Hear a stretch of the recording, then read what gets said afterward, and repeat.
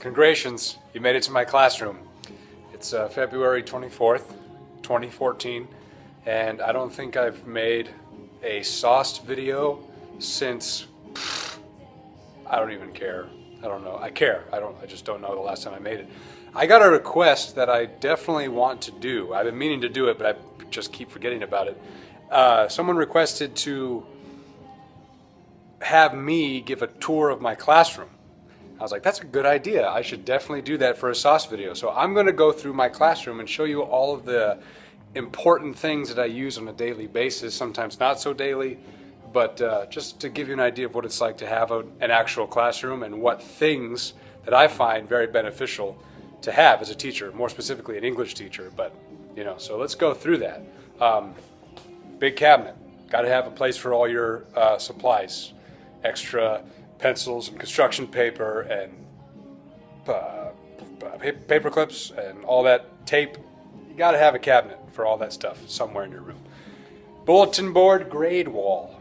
Got to have a spot where your kids can visually see their grades. Try to update them weekly. I say I do this, sometimes I do, sometimes I don't. You just get busy. I have two other bulletin boards with nothing on them except for my awesome Gotham paper, bulletin paper, that I don't want to ruin it. That's why there's nothing on there. Usually there's supposed to be graded work on the bulletin boards for student work.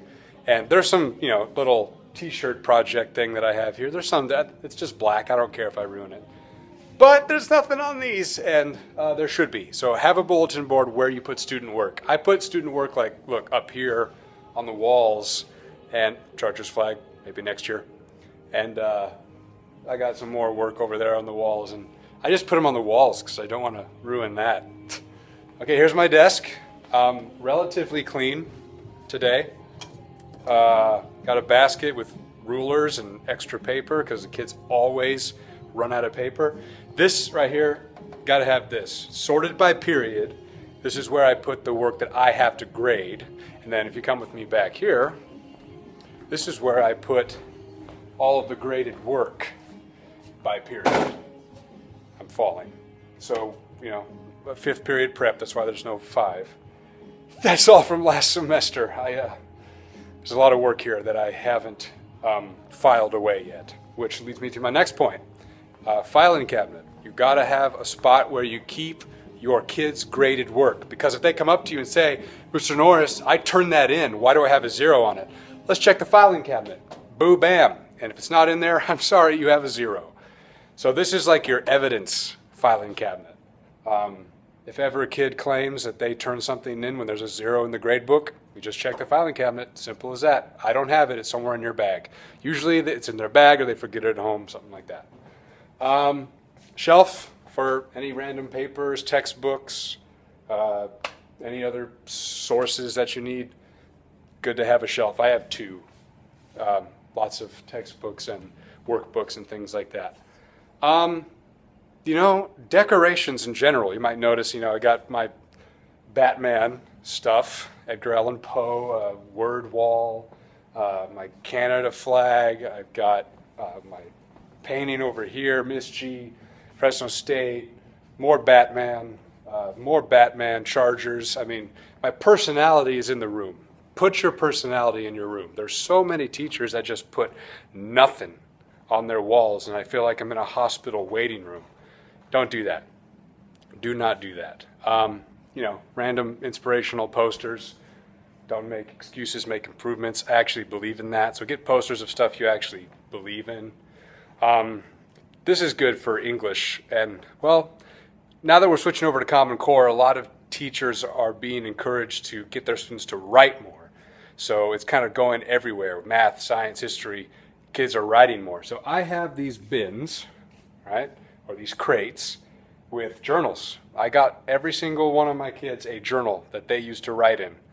And I try to be as exciting as I can with the journal writing stuff. Like, I'll show them a movie trailer and maybe have them talk about the major themes going on in the movie trailer. Maybe show them a song that's dealing with whatever topic we're talking about in a book that we're reading. Have them respond to that. Just have them free write about anything they want. So a lot of writing encouragement going on. Important words that you constantly use throughout the semester, have those up all the time to refer to, because you're always going to go back to them. This, I'm very lucky and happy that we have this right here. This is my iPad charging station. I got my own set of iPads for my kids. They never leave my room. Okay? Check that out. 30 just for me. And that's pretty awesome. When you tell the kids, hey, we're going to read Julius Caesar, but we're going to use iPads. Yay! All right, hey, an actual phone call. Let's get this on tape. Mr. Norris on the job. It's Miss Paxton. Good afternoon, Mr. Norris. Hello? Hello? I don't think she meant to call me. Miss Paxton? Hello? All right. I think the kids called my number because we both share students. Anyway, I got a plant. I think having a plant keeps things fresh, keeps things just, I don't know, creates a nice atmosphere. Here's my little spirit bulletin board. I got my Sanger High thing and the t-shirts and the Apache 4, and you know, gotta have some school spirit in your room too. Okay. Oh, check this out. This is one of the things I really like. My clock. I got Heath Ledger's Joker, and some students just want to watch the time burn. That's pretty cool, I think. Let's see, student work. Let's see, I have a sharpener with extra pencils. Students always need pencils. Let's see, that's the bell. I gotta go. Printer, refrigerator, gotta have snacks. Keep your desk by your phone so you can answer it, you know what I'm saying? You know what? I gotta teach, so I'll cut back once the period's over. I'll see you in a bit.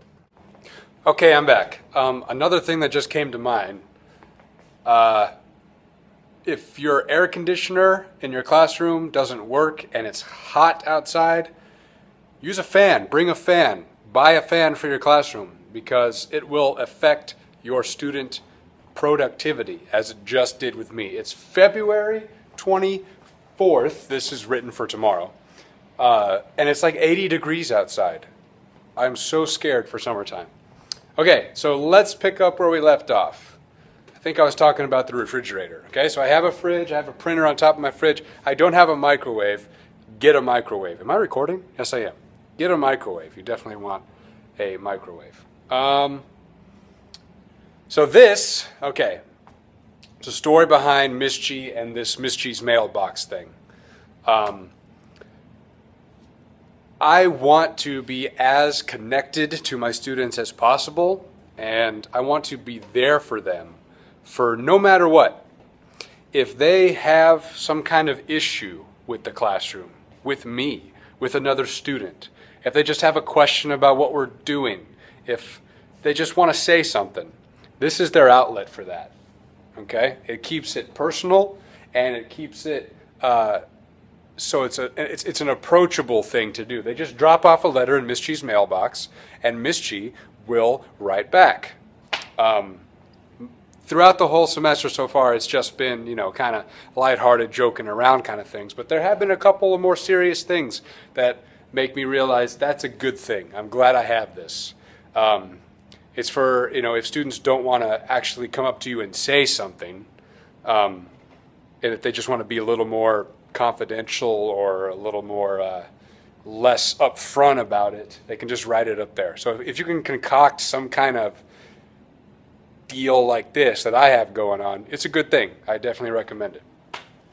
My desks. Let's talk about my student desks. If you notice, they're all in small groups. I love small groups. I started off my first year with this kind of horseshoe thing, and it was all right, but I feel like I wasn't addressing all the kids in the back. Then I started the rows of pairs. I thought that was all right, but the small groups just seem to work for me. It's just the most comfortable for me, and that's a preference. So just mess with it is my advice. Try all different kinds of seating arrangements for your room. And whatever works best for you, works best for you. What else do I have going on that I could... Oh, here we go. My little absent bin.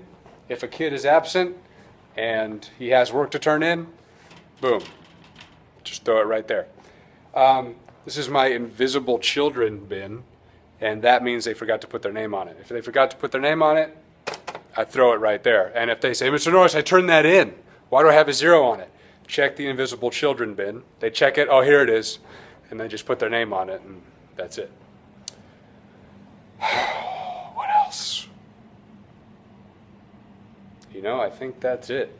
Keep your trash cans in kind of spread out around the room so they're there for the kids. This right here is my little station. I just got this.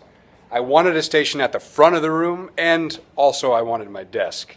I'm so glad I did this, because now I get to sit down when the kids are doing their individual or group work, but I'm still able to see all of them and be in the front of the room.